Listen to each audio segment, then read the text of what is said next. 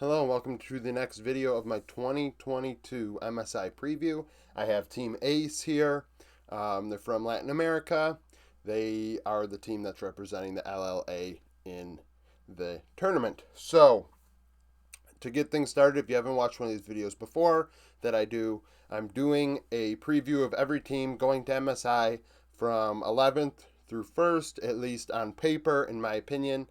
Obviously, I have not watched any of these teams in a game or series setting. So if you have any comments down below, if you're a Team Ace fan or somebody that watches the LLA, if you have any scouting reports or something to give me, I will be more than glad to read them because then I have a better understanding of what this team is like. I'm very thankful that so many CB Lull fans came to the aid of Red Canids yesterday and gave me a vibe on what they offer. And now I may be like, oh, well, maybe they are better than a 10th place team because I know, more than just what the stats indicate, what they have going on. I do appreciate all the people that did subscribe, did like the video. I had over 50 likes this morning. I couldn't believe it. I really appreciate that. I respected the Brazilian fans to begin with because I knew that viewership was high for CB Lull, but clearly they are hungry for content, which is nice. And I mean, in the future, I'm not going to promise content at the level of the four major regions, but I will pepper in more content of the smaller regions, including CB Lull going forward. I think that that's obviously a area where people would like more content. So that's that. Subscribe to the channel if you enjoy daily content. So, back to Team Ace. So, this team is weird. You look at the board and you're probably saying to yourself, why do I have them above Red Canids when the whole board is pretty much empty where Red Canids had information all on it because they had been to Worlds last year and Titan had been to Worlds 3 times. But I read about this team and I had somebody give me a little bit about Dimitri last week or so. And Dimitri's 10th in my jungler rankings right now, but I haven't seen him play, so this is just stats. But this team is interesting because, it has an elite coach in Yeti, one of the best Latin American coaches that they have. He's been to international events 4 times with 3 different teams. Best finish being in 2017 with Lion Gaming, finishing in 8th to 9th at MSI. He's been to Worlds twice. Overall, he's 11-11 at international events. 500 is pretty good. If this team came away 3-3, that would be massive for the region. Another interesting thing about this team, you see, there's all zeros here, except Alone. Alone played with Rainbow 7 in 2020, the team that also had Jose Diodo, and Jose ended up making it to the LCS off of that World's performance. And when we talk about CB Lull again, AZE is somebody that apparently, has been really good the last 2 years, but has not shown up internationally. And that's the thing, I feel like the jungler role is the one that everyone keys on. That's okay, this jungler is really, really damn good, and they are, LCS ready if they can perform. And Jose Diodo did that in 2020. However, Alone in that tournament, 2.21 KDA, KDA's whatever, but I look more at the CS per minute. It's under 8. That's not that great. It's better than Grepthar's yesterday, which was 7.21, and people are saying that, he's not very good at farming and he's a roaming mid laner, but that's very meta dependent, and we haven't really gotten into what the meta might be at MSI. That's another video that I'll probably have later this week or early next week. But under 8's not really that great.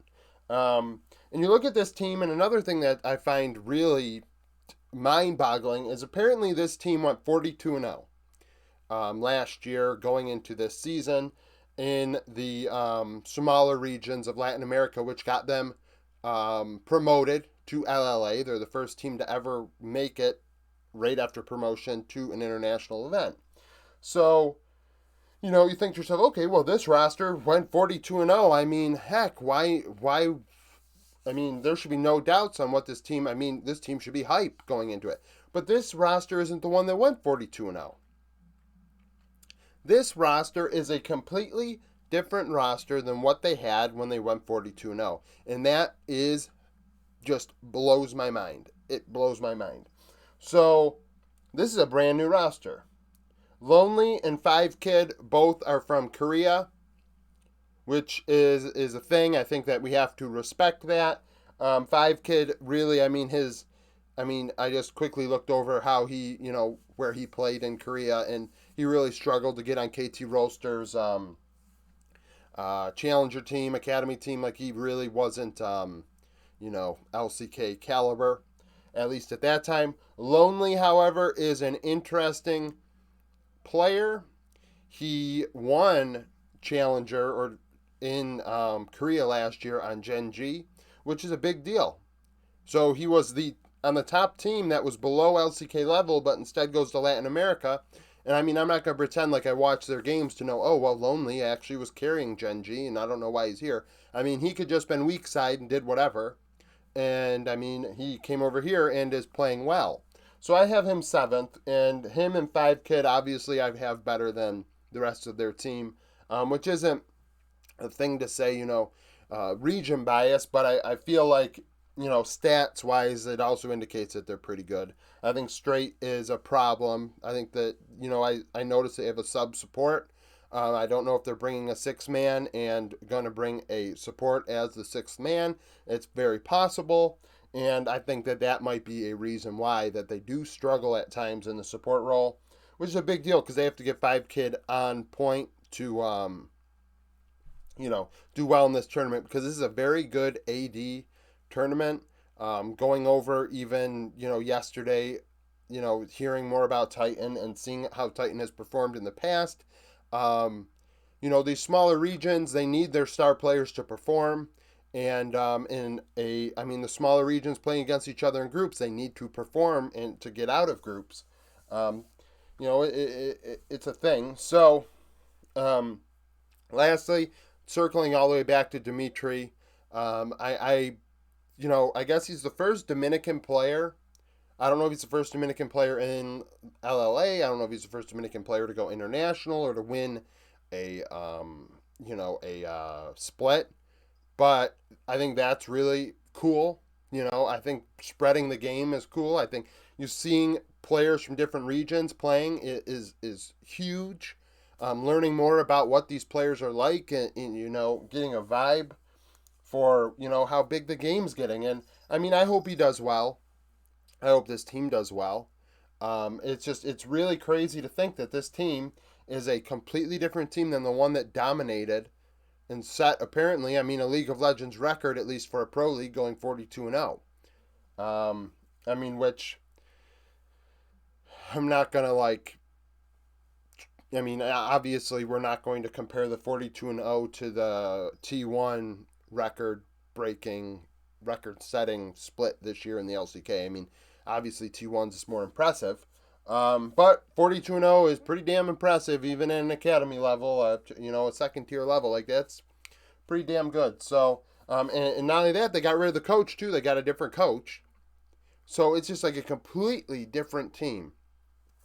And I don't know how I feel about that from an ownership perspective, looking at the owner being like, well, do you just what was that about? I didn't look into it. Maybe all 5 players just, didn't want to play there anymore. I doubt it, but it's interesting. And obviously they made the right decision because they're in MSI. But, I talked a lot about this team, and given that there's no stats here really, talking about this team a lot, I feel like they're an interesting team to watch.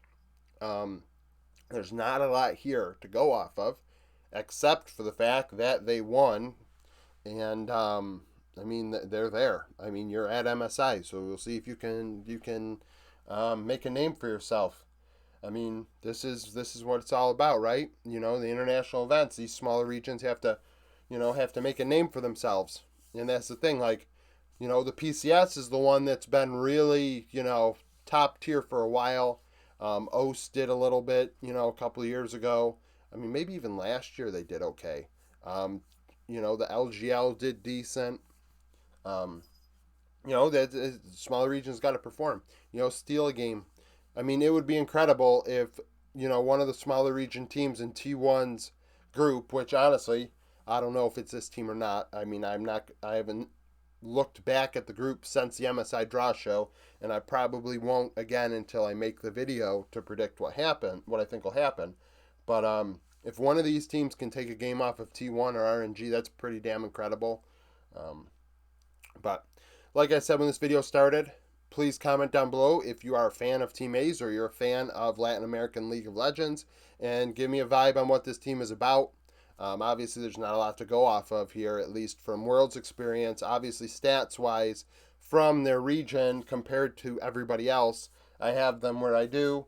I also didn't say, but I've said in my other videos, the top four are reserved for the four major regions. I can't go off of stats and compare the stats of a smaller region team to one from a bigger region and say, oh, wow. I mean, for instance, I think the PCI, was it? So it's Unified? Unified, maybe PSG Talons, um, 80 carry. I'm not going to make him and his 10 CS per minute be compared to Danny's 9.5 or Targamas's, you know, whatever, 9. I mean, I don't know what it is. It could be higher than, you know, Unified. But I can't compare those two and say, well, you're against weaker laners than what you see in the four major regions, so I can't compare them overall. And obviously, CS is only one of many different stats I looked at. But comment down below if you have any opinions of your own on Team Ace. Like the video if you like it, subscribe to the channel, and thank you for watching.